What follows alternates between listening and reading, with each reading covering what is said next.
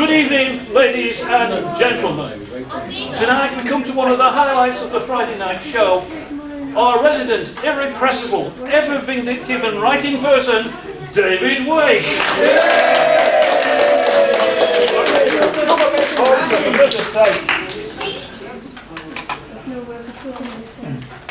Once, in those bygone times before Jackdaw tore the lonely book asunder, the land was threatened by 3 terrible sorcerers. Seeing this, the goddess sent out 3 dark birds to find a champion who was strong and brave and wise. The raven, the strongest of the birds, flew to the mountains and made a sanctuary, knowing that anyone who reached this peak would be strong and brave and wise. And so the raven waited and waited and waited. The crow, the bravest of birds, flew to the crossroads, knowing that many men passed by. It perched within an oak to choose. It saw men, and some were strong and brave, but not wise. Others were brave and wise, but not strong. And still more were wise and strong, but they were not brave. And so the crow waited and waited and waited. The jackdaw, the cleverest of birds, flew across the plains and chose the first person it came across.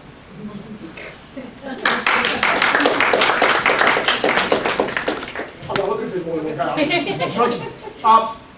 Last year, we did a panel on publishing, and I was here saying, oh, publishing is dead easy, it's a doddle, it's really straightforward. This year has not been straightforward and a doddle by any means. When you're self-publishing, you do it through KDP, and your stock is delivered by Amazon. Over this year, my stock has been maybe lost. It's maybe lost. You know, if you look for something that's there, it's found, isn't it? If you look for something that's not there, you've lost it. It's like it. Maybe lost. And then it was, you know, automatic refund. And then destroyed. So I've had boxes and boxes that go to the Redditch distribution centre and are destroyed, whatever that means. Yeah, the most extraordinary book club is clearly going on in the Redditch distribution centre. 157 books. I've been ordering them, they've been destroyed. I've reordered them, they've been destroyed. I've reordered. It just went on and on and on. Over 8 orders, 157 books. My credit card bill, because the refunds don't arrive straight away. Oh, no. My credit card bill is huge. I did a launch of Dawn and Day of the Dead for EasterCon. I know I did a launch of it in Armadacon before then, but don't tell people you're going to. And I sold out. I sold out the first day, which sounds great. Well, I only had 6 copies. So. So it's been an absolute nightmare. So I needed another solution to this problem, and found a printer who was willing to do it at Worldcon.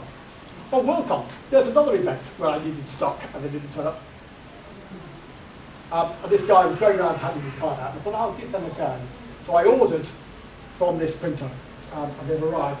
And because of that, I printed ones with sort of rather nice inside cover.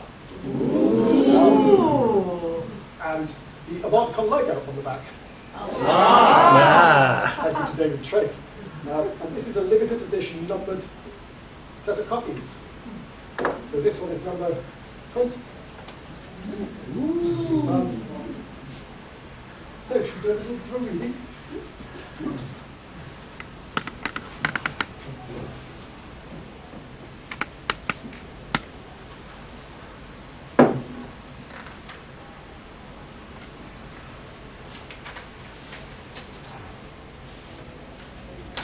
Chapter 1. Mara saw the boy long before he reached her. She was working nearest to the east road and happened to glance up when he pelted over the low rise. She shielded her eyes from the sun to watch him. Brant ran with a speed born of desperation. He didn't look back. It was not the gait of race or play, and Mara knew at once he bore bad news. She held onto her hoe with its blade stuck in the loose earth, ready to turn the soil for planting. Or anything.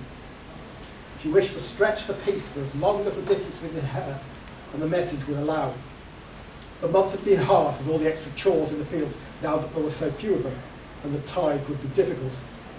She was tired, felt twice her age, with 20 years weighing her down as if she was an old woman of 40. The boy, Brant, reached her and doubled over, with his hands on his knees as he panted. He hadn't saved any breath to deliver the message. When you can. Mara said. He rasped, God. How many? Brant raised his hand in an arc, and the finger encompassed a large number. How long? Half an hour? He nodded. Hey. An hour? He shook his head. The earth fell away from the blade of Mara's hoe, and the piece had gone as the soil slipped away. She turned quickly. Tilda! Tilda! Tilda looked up from her vegetable patch. Mara? Goblins! Get everyone to the cave! Now! I need to pack. Go now and live, or pack and die. Tilda dropped her trowel and ran, shouting as she went. The village came to life, heads peering out of doors and windows to see what the commotion was about. Come on, Bran. Mara said, grabbing the boy by the scruff of his jerkin and pulling him along the path. Need to get breath back. You could do that in the cave. Never mind. Keep watch and warn me, even if you've got no breath. Brant nodded, and, exhausted though he was, he stood and hobbled back to the rise. Mara turned her attention to the village. They all had to be saved. Etta! Etta! She shouted. The little kid started towards her, but Mara held up her hand. Goblins! The girl yelped. We need to get everyone to the cave. Mara said. Yes, Mara. Go and warn Goodwife Miller. The girl's eyes went wide. Mara, do I have to? Yes. Mara insisted. Straight there and straight back. Go straight to the cave, even if Goodwife Miller asked you to do something. Yes, Mara. Etta sprinted away towards the looming tower with its mighty sails that gave the village its name, Red Mill. Mara looked around the rest of the cottages. Tilda had gone right, heading to the Gladwines and her own home, so Mara sprinted left towards Leofric's and the blacksmiths. Mara didn't close the gates as she went straight up the small path to the thatched cottage and banged on the door. Listen! Came a voice from within the roundhouse. What's all this fuss about? Marhilda, you must go to the cave. Dear Mara. No, Ma, goblins. Just a few, not a few of anything. Cave now. Is it that bad? Milk in the bowl, not on the floor. I'll go, Mara. Now help me down the path. Mara held out her hand and took the old woman's, pulling her towards the end of her path. Oh, where's little Etta? Marhilda said suddenly. Warning Goodwife Miller. Good. Oh, my dear, I've left it. Then you've left it. Mara insisted, tugging. The cave, Marhilda. I can manage. Then manage. Mara snapped in too sharp a tone. Mara left the woman shuffling over the road and rushed on past the blacksmiths. She didn't need to check the forge. No one had hammered metal there for weeks. Tilda appeared on the far side. Yes, Tilda, clear there. And don't forget the brooms. Tilda furrowed her brow, crinkling her forehead. Brooms! Mara insisted. Oh, yes. The younger girls scampered to the Gladwines' porch. Mara could see some of the women hurrying up the hill, and further off, moving along the brow from the windmill, was Etta. She had a bundle in her hands. Mara shook her head. Behind Etta was Goodwife Miller, a large silhouette against the sky, gesturing, commanding her servant. The latter, the thin and spiteful Una, struggled with another bag of belongings. Stupid woman. Mara cursed under her breath. At least they were moving, but far too slowly. She reached the village sign and banged the iron bell. It clanged mournfully, the sound echoing from Witch's tour to Familiar's tour, perhaps even wafting high up to the edge. She let the sound ebb away. It had done the trick. Everyone moved with a jump in their step, all going towards the imposing stomp of rocks that projected upwards from the crown of the ridge. Mara ran too, glancing towards east as she went. She nearly stumbled. She still gripped her hoe, although a sword or an axe would be better, but there was no time to go back to the blacksmith's. Once she was beyond the loose circle of thatched cottages, she stopped, forcing herself to be still and look back. Red Mill was a beautiful place, peaceful and calm, as if the inhabitants were still inside cooking in their pots. The thin wisps of white smoke idled upwards into the air, promising bread, cakes and pies. Mara had lived there for a full 2 decades of her long life. She was late marrying, never choosing somebody when they went to a fair, but instead content to wait until Smithy was ready.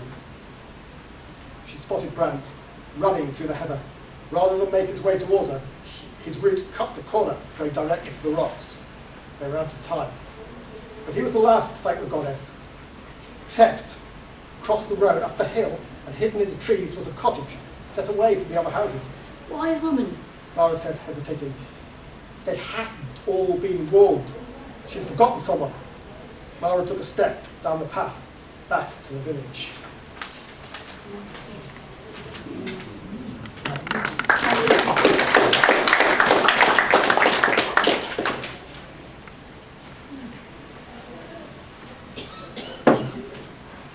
I'm going to get you to ask questions in a moment, but the common one is where do you get your ideas from? And I had an idea for a fantasy story yonks and yonks ago, decades ago. And it was okay, it was good, but it wasn't, other things grabbed my attention better. And then, a number of years later, I was watching Lord of the Rings, The Return of the King. And there's a bit where Faramir is going out on his horse with his men to go on a suicide mission against the orcs. Yes. And the camera sort of pans across all the people watching them go, most of them, I guess, knowing they're going to die. It seemed to pick out a woman in the crowd, and I thought, could you tell Lord of the Rings from this woman's perspective? And of course you can't.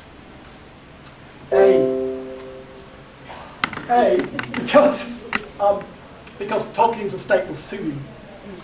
And two, B, because she doesn't go to where Sam and Frodo are trying to chuck the ring away and all that sort of business. So it couldn't be done. And then I thought I could solve the first one because I've got this story idea, this fantasy story. I can write from her perspective, as it were, from the perspective of a woman. And then I thought, oh no, I can't, because she can't see this thing going on or that thing going on. And then I thought, if I change what she does, she can see all these things. That was the sort of impetus to start writing this. Have some beer, some reviving beer.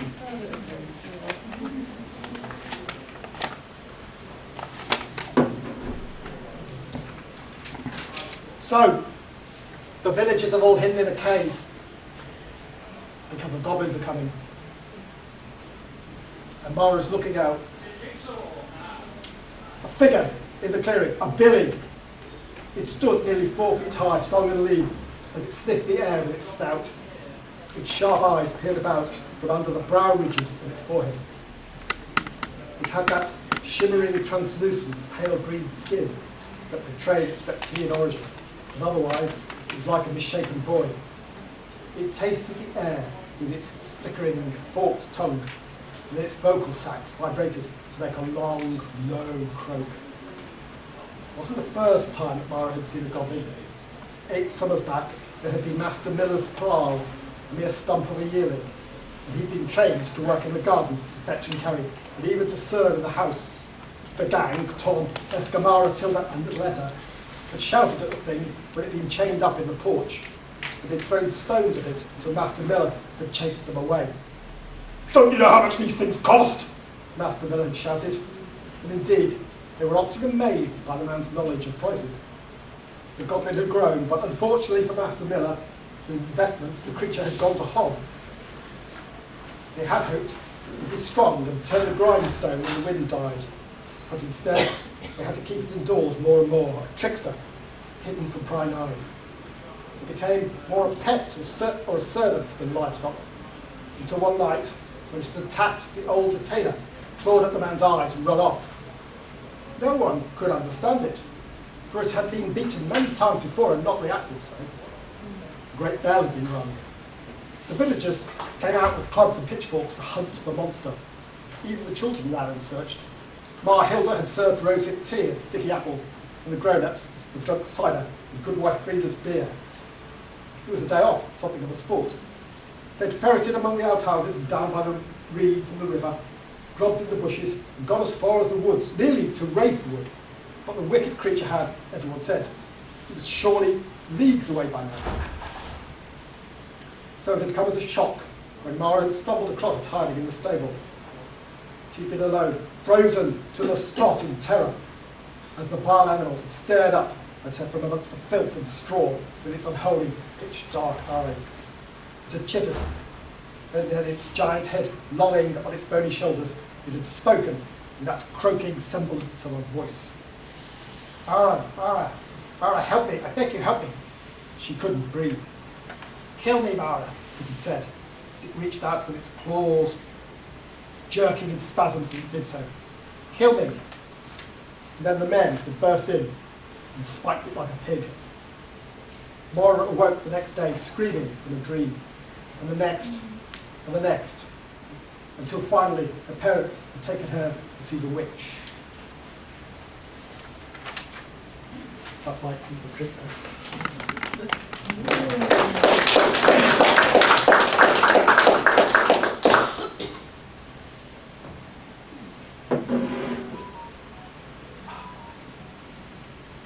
Instructions.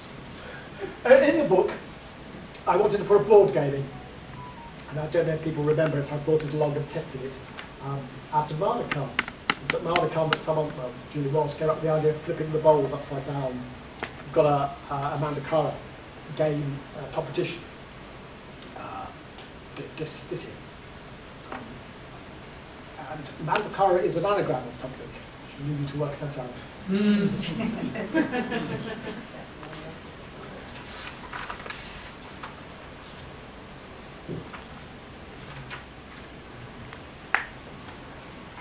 Let's do the last one.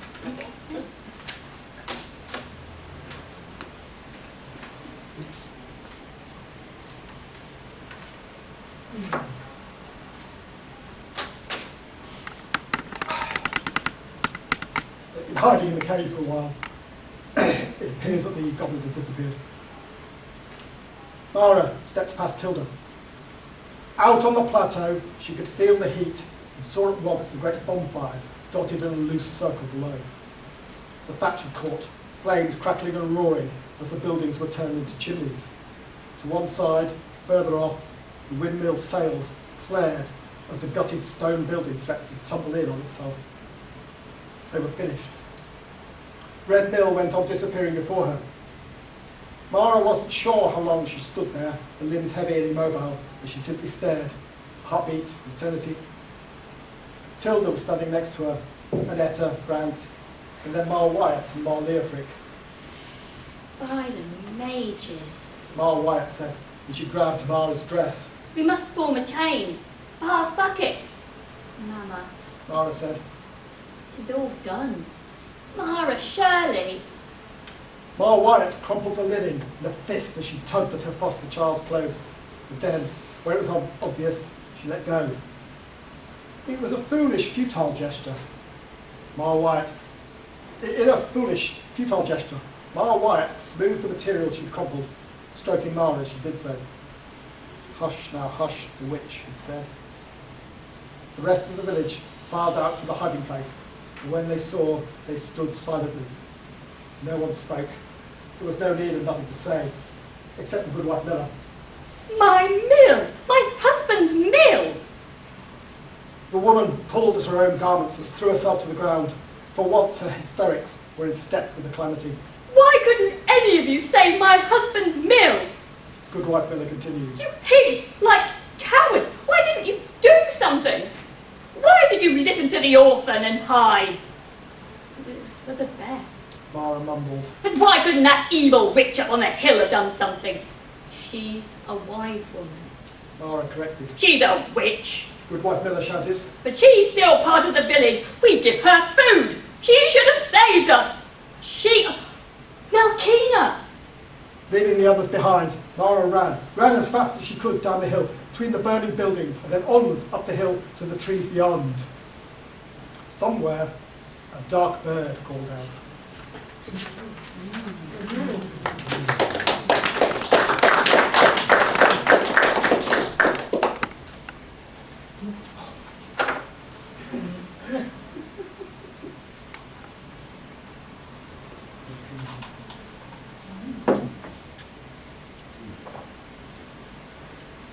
So there we are. That's the first chapter with bits cut out to get it down to a size where we can perform it. Any question? All the other guests have asked this year for someone to interview them. And now I'm standing up here on my own. I wish I'd done that. Would you like me to ask you some questions? Go on with that. So is this like a medieval setting? Yes. I mean, clearly I'm standing on the shoulders of J.R.R. Tolkien and so forth. Yeah, very much so. And it's a trilogy. I always wanted to do 2 books a year. To launch one at EasterCon and one at Armadacon. And last year I did Dawn of Day of the Dead, and I've been silent for a year due to Amazon problems, but also I've been writing this trilogy in one go. So I've written the whole thing. So what sort of medieval period are we talking about? Are we talking to the gunpowder era or way before? Way before. There's no gunpowder. There's steel. So what's that, Iron Age, later, medieval? When did gunpowder come in, technically? Well, it's a lot earlier than people realise, but yeah. It depends where you are on the globe. Yeah. Yes, China had been done. When you're talking about the 16th, maybe a bit earlier?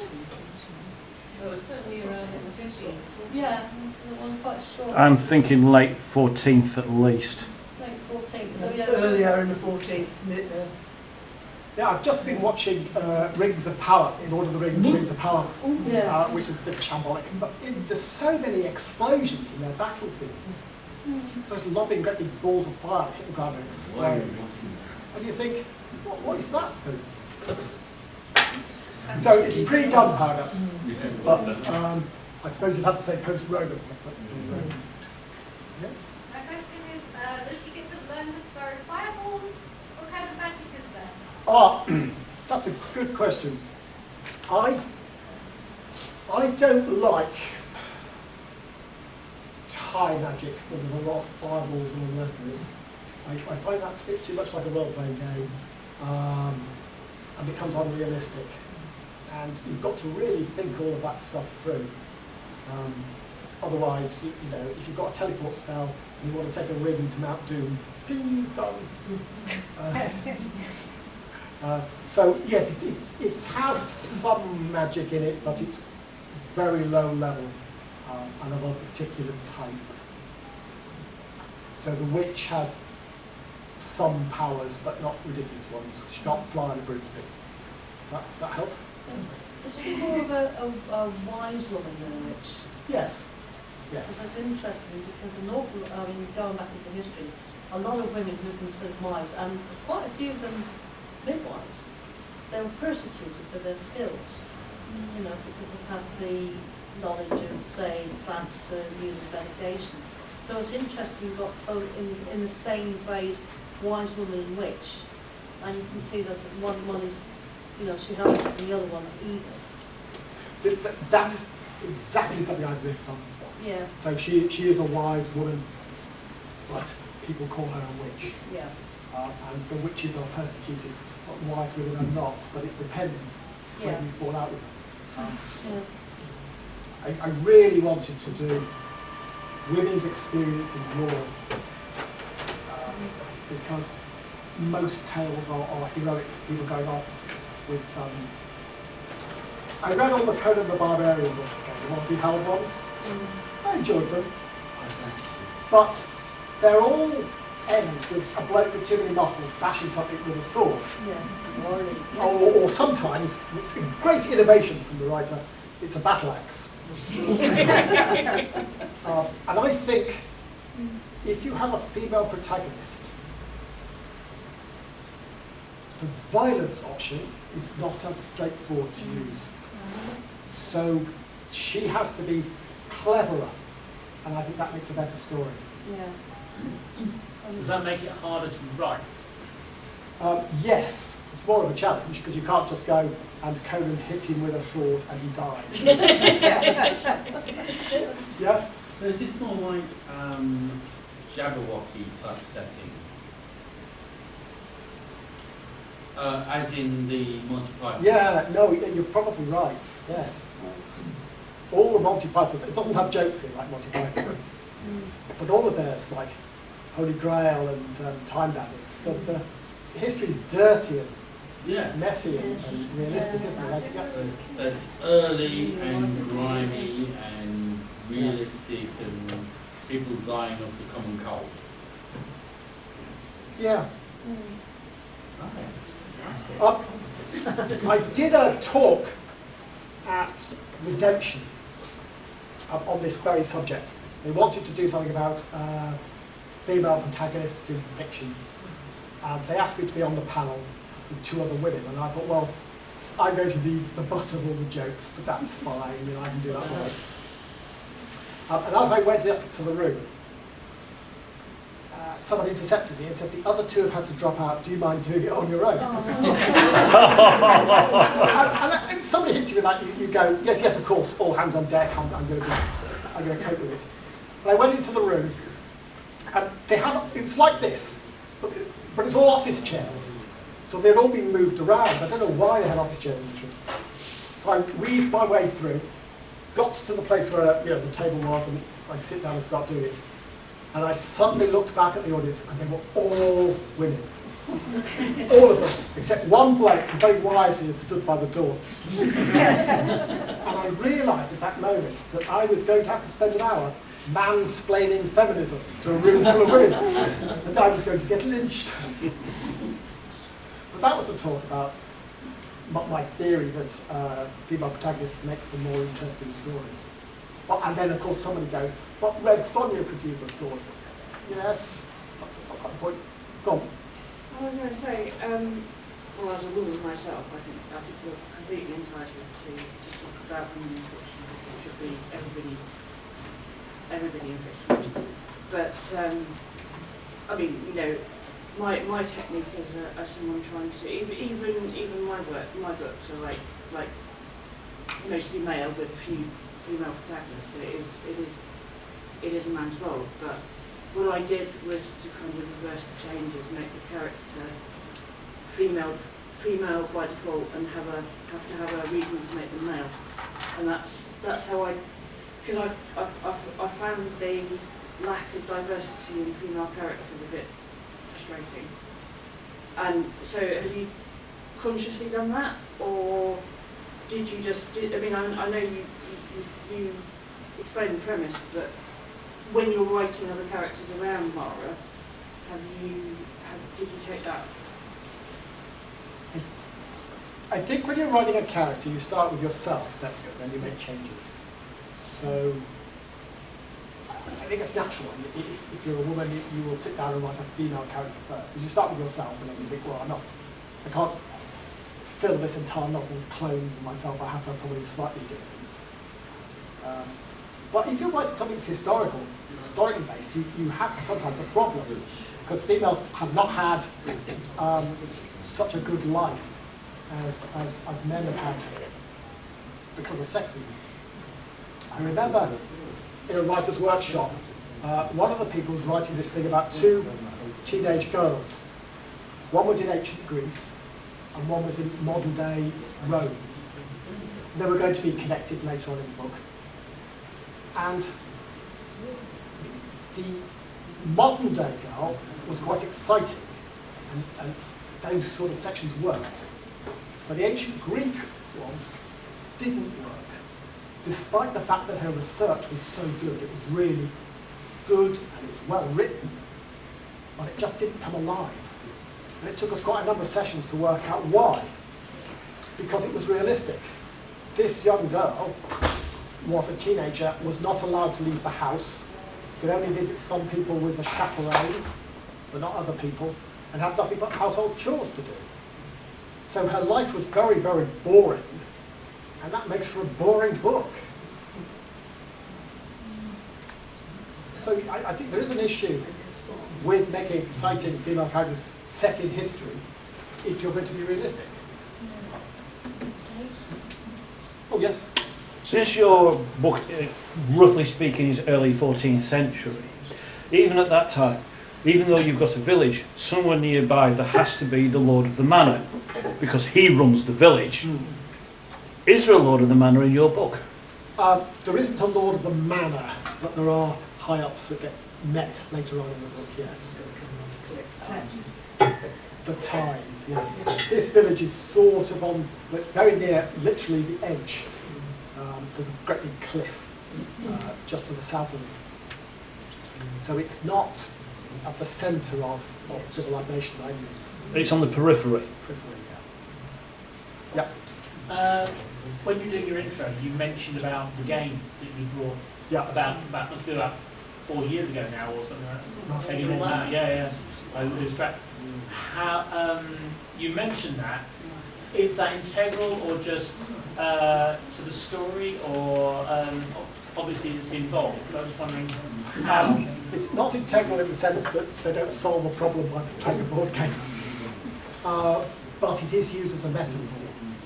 So one of the bits we read talked about the goblin that Master Miller had, and it became a trickster that was hidden indoors, and that's a reference to the game. So there's a trickster stone in the game, and you have to work out where it is. So yeah, I used it. I knew that the game A worked. You have to actually be able to play it, and B, I could use for metaphors.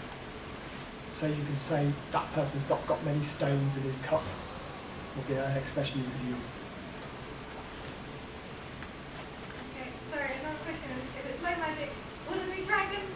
Because we've got goblins, right? So what kind of fantasy creatures are we talking about? They don't have to be dragons, I'm just I don't have dragons. That's okay. I know that has plummeted my sales. You have to be honest. If you buy them expecting dragons, don't find them, that's worse. So what kind of creatures do you have in there? I don't. It's very low magic. It's very... so I've got elven, I've got goblins, and I've got humans, and that's pretty much it. Oh, and wraiths. So do you have basically the grown-up version of a goblin? You know, hobgoblin. Yes, I've got hobgoblins. But I didn't want high magic, lots of creatures being thrown around. Because I find that slightly unbelievable. I've been watching Rings of Power and I came across a Balrog. Wow, I'm doing it. It's not explained. It's badly written, that's the reason why. Sorry? It's just badly written. And it's put in mildly. I can't say that because he sold slightly more books than I have. I think you're right though, because sometimes, depending on your point of view, the creatures actually begin to take over the story, and you tend to move away. I mean, say apart from whatever is happening over it. So, because I find that sometimes it's very interesting. It's, but you find, like Game of Thrones, it was all right. You got the syntax, but you had the dragons taking over, you had the direwolves taking over, which is interesting in itself. But sometimes they tend to take over the story, like the White Walkers and stuff. And it's, so I think I agree with you on that stance. If you have too many magic creatures in, does it not take away from the full of character that you're trying to describe? I think so. I think you should explore a particular creature, explore the goblins. Yeah. If you've got 1,000 other things from your Dungeon Master's Guide as well, I don't. You've naturally spread yourself thin, haven't you? Yeah. So you can't. You could have lots of creatures and barely mention them, or 2 or 3 and go into some detail. Yeah, because you can do a better backstory, but you don't want to concentrate on so many. Yeah, I don't want to say one approach is better than the other, but No. certainly I'd rather go to depth.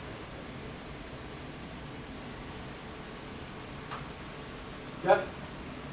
The story, is it more like a murder mystery type thing, or is it more full-on romping adventure?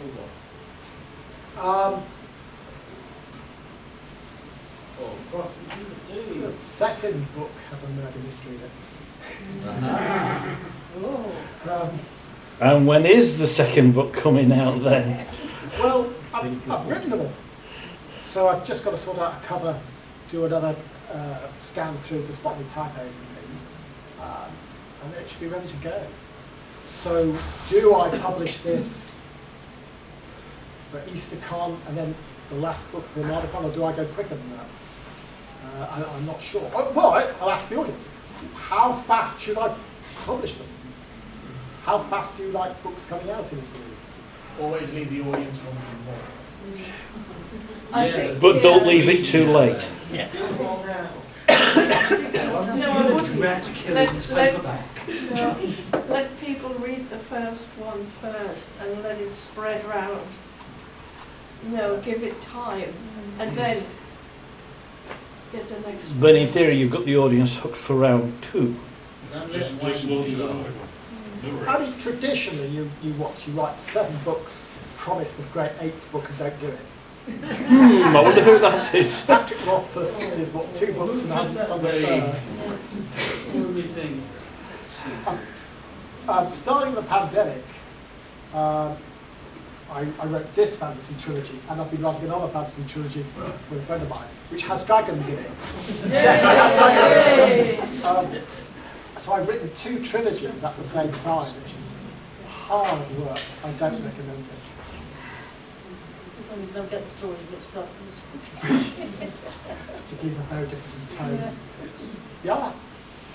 Did having the 2 sets of books going at the same time help you with any writer's block? Or if you get to a scene in one that's not working, you go and work on the other, and when you go back, you find that it's starting to work? When I wrote plays, I had a very productive period where I was writing a comedy play and a serious play. And when I got fed up of one, I was inspired to write the other, and vice versa. It was very productive. I thought, that is the way to work. I've never done it since. And so I did one of the trilogies, doing a pass all the way through it, and then switched to the other one. And I found I have to upload it into my head. So I'm writing a comedy murder mystery at the moment. So it's a terrible fear that you would ask me a question about this book and I'd go, I've got no idea, I've just joked it all in my head. I had that when I launched #Isacon. And somebody asked, it was kind of funny, they asked me a question early on, and I couldn't remember my own book. There was that moment of I've completely forgotten because I'm working on something else. Thankfully my brain worked and I could answer the question. But it is a worry. Because at the moment I'm trying to get my characters into the parochial hall for a parish council meeting, which is not in this book. There's several of the listeners who I've heard say, actually I don't remember books that I've previously done and characters because I'm not dealing with them anymore, I'm dealing with the new ones, so it's something I've heard other authors say. What I'm writing at the moment is a sequel to The Murders of Conky Wallop. And I had to reread the first book because I had forgotten it completely. Was it fun rereading it because you'd completely forgotten it? It was. It's really terrible when you read something that you've written and you laugh at your own jokes. There's a certain dishonesty about it, isn't there? Yes. Tracy Norman, who's coming tomorrow, is she, I hope? She did the audiobook of The Other Christmas Carol. And I'd not looked at that story for ages and ages and ages. She did the audiobook and I had to check it through. So I had to listen to it. So at lunchtimes I would put it on my little icon thing and listen. And embarrassingly, I was nearly moved to tears. If I hadn't been in public, I would have done it. Because you're supposed to write what you want to read. So if you've written something, and then you forget it, and then you reread it, that's the perfect book for this particular reader. You write what you want to read. If you write something that you don't like yourself, what is the point? A lot of people are publishing it, they write to market. I'm not sure I could do that. Apart from putting dragons in everything I'm writing. Dragon Cell. One of the gags in the other trilogy is literally, well, the book is called A Dragon in the Title. Because if you put a dragon in the title, you sell 10% or 15% more books, whatever it is. When you were writing this trilogy, did you start at the beginning and work all the way through, or would you find a point where you think, oh no, that will work better in a different story, and put it on the shelf, and so do a bit on the third book, and if so, was it really difficult to juggle what should be where? There are 3 ways of writing. There's pantsers, right by the city of Pants, once upon a time, and we just keep going, and they lit up ever after the end. They write in order. Discovery writers, they much prefer to be discovery writers. The second way is plotters. Plotters plan everything out on index cards and scribble a cork board and all sorts of stuff. They know everything before they do. I've done a pants book, Roninko, I wrote from the start all the way through.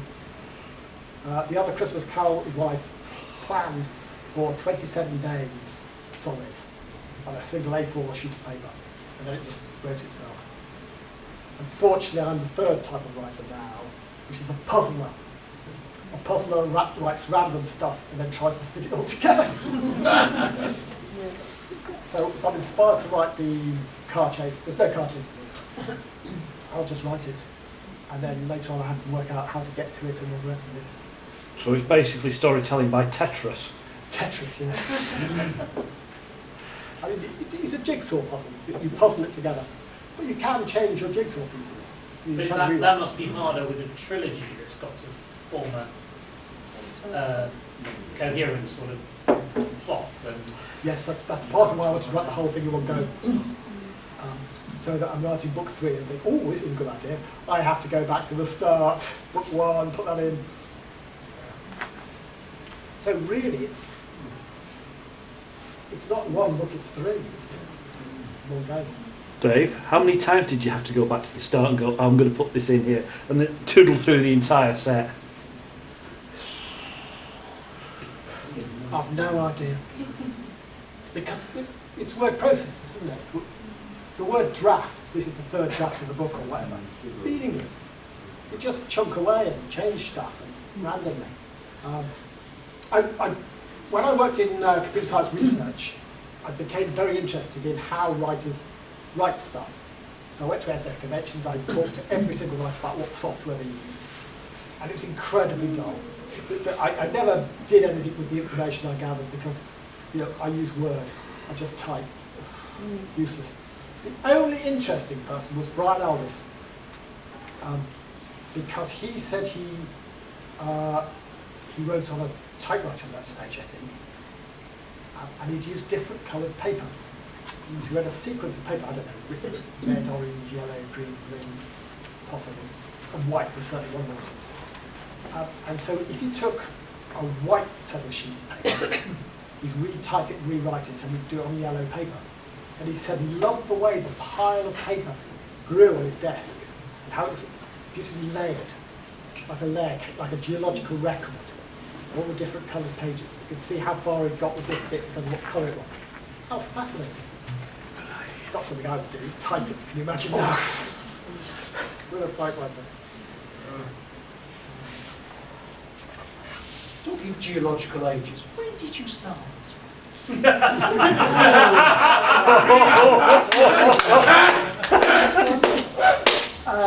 Some time ago. Because I wrote it first, it was originally going to be one book. And I wrote it and it was long. It was going to be your epic fantasy. It was going to be my epic fantasy book. It's going to be your Silmarillion. And it was also underdeveloped. There were a few things I hadn't put in but I needed to. And clearly I need to go back to put dragons in. But yeah, I wrote the first draft of the whole, I did one book and then realised it wasn't one book, it was more than one. And then realised it was 3. And then I did a rewrite to get it up to 3, and then I ended up it's like art. What's that expression about art? It's never finished, it's just abandoned. When you're writing something, you've got to realise that moment where you're making it worse, not better, and then you stop. But yeah, it's been a long time. Dave, when you're writing books, do you say, I'm going to roughly estimate it to, like, take 250? I know you said the first draft was like doorstep thick. Do you have a rough average for your volumes? Because I've got all your books, surprisingly enough. Somebody keeps bringing them to Armadacon. So they're roughly about the same size-ish. No, they're not. Oh, right. No, it's a very interesting question. I don't know the answer. Most of my books are that sort of size. So hashtag and iPhone, they're all the same sort of size. They're about 75, 80,000 words. The Do and Do Club books in Inco are more like 115, 120,000. And I don't understand why. Because I don't aim for a particular amount of words. I just keep writing until the story is told. And then you look at the word count and go, this is a Do and Do Club book, it's 120,000. This is a piece of science fiction, it's 80,000. Why? More characters to write. It might well be. Do and Do Club's got 3 sisters in it. So does that make it 3 times longer? Relinko's got a lot of characters which jumps backwards and forwards. Where something like hashtag follows a particular character. This follows a particular character all the way through. It doesn't show any scenes that she doesn't see. So does that make it a 75,000 worder? Must be something like that. But I don't, if I finish a book and I don't go, oh, the last one was 80,000, this one's only 75,000, I better write 5,000 more words. I just don't do that. Although they do get bigger as time goes on. Do and Do Club books went up, I don't know, came down. J.K. Rowling went up, didn't they? Then came down, book 5. But you have a theory about that, don't you? About J.K. Rowling's book? Book 5. Oh yeah, she just became too big to edit. Well, they just wanted to get it out, so it was just not really edited. So it was a doorstop. Well, They're pushing to get that because they want to get the next film made. Pretty much what it ended up being, actually. How did she? No, they were making the films, weren't they? Before she finished the books. I think they had started, Yeah. and I think they wanted her to. I mean, I think they got up to 3, and she was starting to do. I don't know if she's actually started a Half-Blood Prince, but I do remember seeing either her or somebody commenting on the fact that, you know, they'd done 3 and they wanted to get on and do 4. And I think it slightly pushed her to get. I mean, the Half-Blood Prince is okay, but you know, it sort of. I mean, obviously, as the time goes on, the books got darker. Because once you get past the prison, I think, which one I got, the one with couples on. Prisoner of Azkaban. Prisoner of Azkaban. I think it began to go darker, but I think there's still a bit of a push because she's ahead of the movies. But I think the producers were saying, well, come on, because we want to plan some more. You know? I think she probably was under a certain amount of pressure. I'm sure I saw a comment written somewhere about that. One of the early films, they said, could we take this scene out? And she said, no, it's very important for book 6 or something. Yeah. She hadn't written. Yeah. But you compare her, she got all her books finished before the films got to Yeah. You compare that with Game of Thrones. Oh, where- oh, okay. I was confused. How many books are in Game of Thrones? 8. It's 5 There's and supposed to be 8. 6 is about 12 years late. Because they started the series and they managed to finish all of what, 6, 7 8 books? seasons, I think. 8, Supposed yes. to be 7 books. But but 8. But most of season 7 and 8 was It's not artistic based on books, is it? license. Yeah, but he was involved. Yeah. But it was He basically, was season 7 and 8 was off the notes, not the book that that didn't exist. Season 8 was rushed, I think. And it showed, didn't it? Oh, terribly. I read the first Game of Thrones book. I loved it. I thought it was absolutely brilliant. I'm never going to read the others because it's this thick. It's just enormous. yeah. It also depends, actually I found it also depends on the publishers. When David Webber started the Honor Harrington series, the books were actually quite narrow but very distinct and to the point. When the publisher at Barn unfortunately passed away, because he was the one that was doing the reading, going, there's too much packing there, there's too much packing, they suddenly went from that to that. And all the books after that were that size because he unfortunately passed away and he wasn't proofreading them to strip out all the packing. Yeah.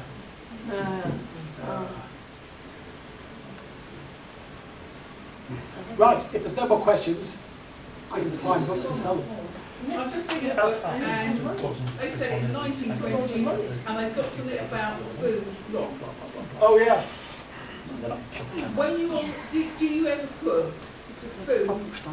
I can't remember how. That's what I'm stopping now. When you put food in your books, I'm down for a pee and a drink. do you go and have a little research what was available at the I went to them time? all. What sort of, you know, Yeah, it's fantasy. Fantasy, So you can do what you want. Some running job. What's that, 10 minutes? I did a paddle. Well, I'm going to stop because this is a limited edition, numbered copies. There's only 25 in existence. I was going to say I'm not doing any more, but I will publish it on Amazon. If you have a particular number you like. Yeah, that's what I was looking for. 7. 13. 23. I don't think that's your gun. I've got it around now. I'll take anyone. So, thank you very much for attending. Please, a round of applause for